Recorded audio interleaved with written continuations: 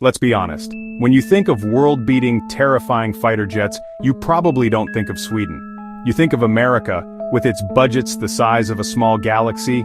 You think of Russia, with its penchant for building things that look like they were designed to end the world. Sweden, they give us sensible cars, flat-pack furniture that tests the limits of human sanity, and meatballs. So when Saab, the people who brought you the quirky car your university professor drove, announced they had built a world-class fighter jet, the world's military bigwigs had a bit of a chuckle. They looked at the Gripen, and it was small, it was dinky, it had one engine. The experts, sitting in their leather-backed chairs in Washington and Moscow, scoffed. They pointed at its diminutive frame and its single Volvo engine, yes, that Volvo, and dismissed it. It was like bringing a go-kart to a Formula One race. The Gripen, they said, was a Eurocanard, a cute little design exercise for a country that hadn't been to war in 200 years. It was designed to potter around the Swedish coastline, maybe scare a few lost Russian submarines, and then land on a motorway for a cup of tea. It wasn't a serious instrument of power, it was a budget fighter for a budget air force. They couldn't have been more wrong. What these so-called experts failed to grasp was the sheer, unadulterated genius of Swedish thinking. The Swedes weren't trying to build the biggest jet. They weren't trying to build the fastest jet, or the most expensive jet. They were building the smartest jet. They designed the Gripen not for a parade ground, but for the brutal reality of a potential war against a much larger enemy. It had to be cheap to fly, easy to maintain, and capable of being operated by a handful of conscripts from a frozen stretch of country road. They weren't building a show pony, they were forging a glinting, razor-sharp Viking axe, a tool designed with a single, brutal purpose. And so the world continued to patronize it. The Gripen was seen as a plucky, second-tier option for countries that couldn't afford the real jets. It was the sensible hatchback in a world of supercars. The narrative was set. Nice try, Sweden, but leave the serious business of air dominance to the big boys. The Gripen was relegated to the footnotes of aviation magazines, a curiosity that confirmed the established order. But deep in the Scandinavian forests, the little fighter was waiting. It was biding its time, ready to deliver a shock that would echo through the entire military-industrial complex. The toy was about to bite back. Now on the other side of the planet, America was doing what America does best, spending an absolutely biblical amount of money on something astonishing. This was the F-35 Lightning II. It wasn't just a fighter jet, it was a statement. It was a flying supercomputer wrapped in the most advanced stealth materials known to man. It cost more than the entire GDP of some small nations, and was heralded as the single most advanced piece of military hardware ever conceived. The F-35 was designed to be the beginning and the end of any argument. It was the undisputed king, the heavyweight champion of the skies, before it had even thrown a proper punch. This jet was the pinnacle of ambition. It could be a conventional fighter, a vertical takeoff and landing jump jet for the Marines, a carrier-based brawler for the Navy. It promised to see everything while being seen by nothing. Its helmet alone cost more than a Ferrari, and allowed the pilot to see the floor of his own aircraft. The F-35 was the sledgehammer to everyone else's nut. It was so packed with sensors, data links, and revolutionary technology that flying it was said to be less about dogfighting and more about managing a vast network of information.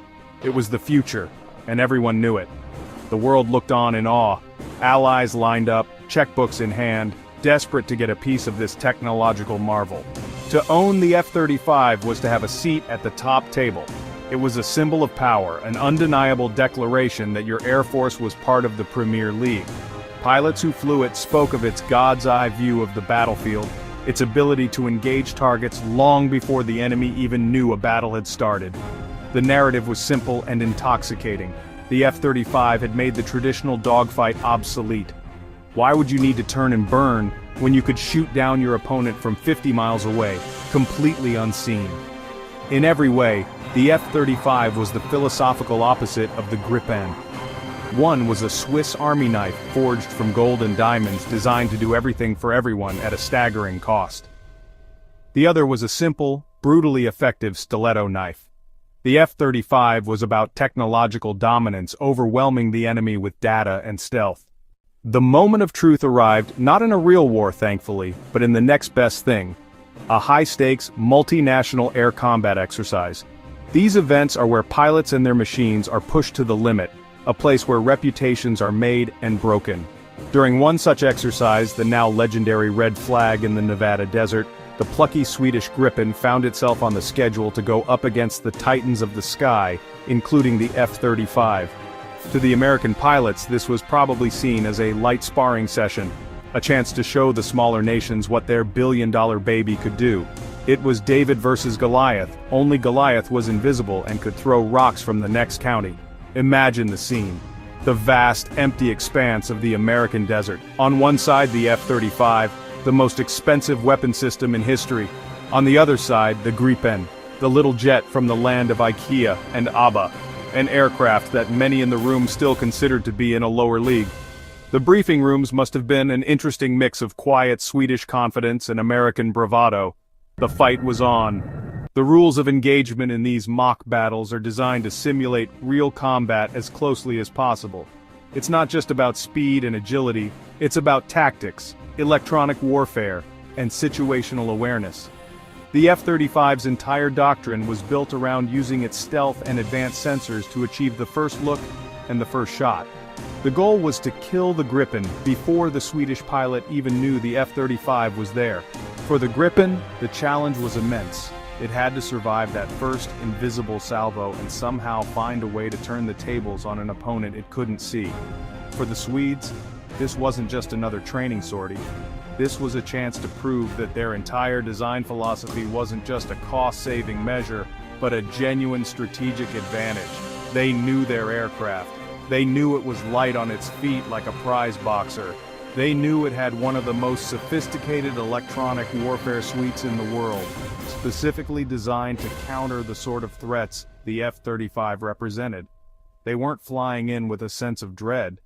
They were flying in with a plan, a very clever, very Swedish plan. The world was about to find out what happens when you underestimate the quiet one in the corner. When the mock battle began, the F-35 did exactly what it was designed to do. It used its stealth to remain hidden, a ghost in the machine.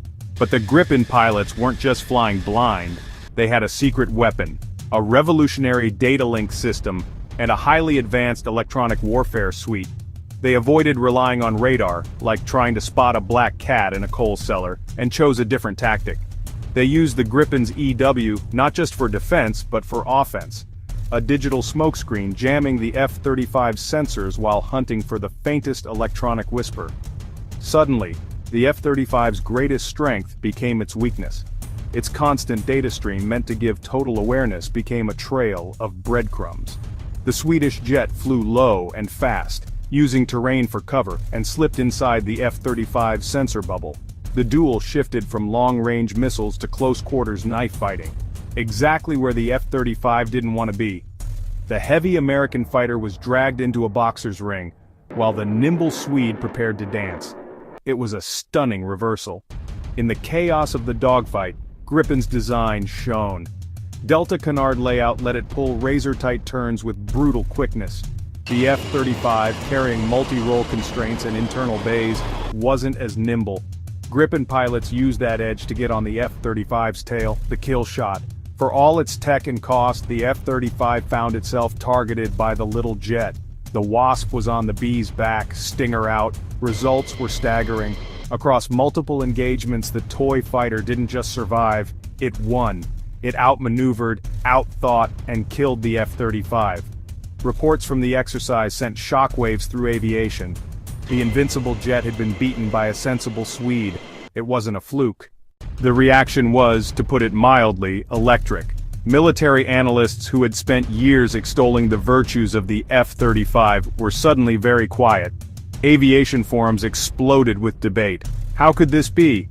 How could the dinky little Saab, the budget option, have bested the most advanced fighting machine on Earth? The answer was simple and beautiful. It's a lesson that applies to more than just jet fighters. It's a lesson about cleverness over brute force. It's about not judging a book or a fighter jet by its cover or by its price tag. The Gripen's victory was a glorious testament to the power of smart, focused design. The Swedes never set out to build a jet that could do everything. They set out to build a jet that could do exactly what they needed it to do, and to do it brilliantly. They needed a fighter that could defend Swedish airspace against a technologically superior foe. That meant it had to be hard to detect, incredibly agile in a dogfight, and equipped with electronic warfare systems that could level the playing field. They didn't weigh it down with vertical landing fans or enormous bomb bays. They kept it lean, mean, and focused. The Gripen is a scalpel, not a sledgehammer. A scalpel can be far more effective in the right hands. This story should be a glorious wake-up call. We live in a world obsessed with the biggest, the most expensive, the most complicated. We are told that more is always better. The F-35 is the embodiment of that philosophy, but the Gripen stands as a magnificent counterpoint. It whispers a different truth, that ingenuity, efficiency, and a clear sense of purpose can often triumph over sheer brute force spending. It proves that you should never, ever underestimate the underdog. The small, quiet one in the corner might just have the sharpest teeth. So the next time you see a Saab Gripen, don't see a toy. Don't see a budget fighter. See it for what it is, a giant slayer. A masterpiece of pragmatic engineering and a symbol of Swedish genius. It's a reminder that true power doesn't always come from the biggest explosion or the largest budget. Sometimes it comes from a flash of brilliance,